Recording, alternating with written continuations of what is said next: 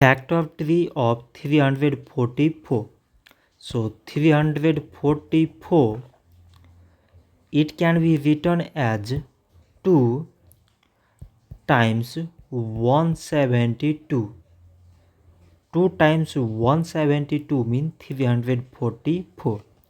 Now 172, it can be written as 2 times 86. 2 times 86 means 172. Now 86, it can be written as 2 times 43. 2 times 43 means 86. So now we select a prime numbers in all these numbers.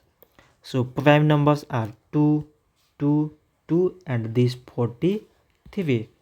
So we can write 344 is equal to product of all these prime numbers, that is 2 times these 2 times these 2 and at last this 43.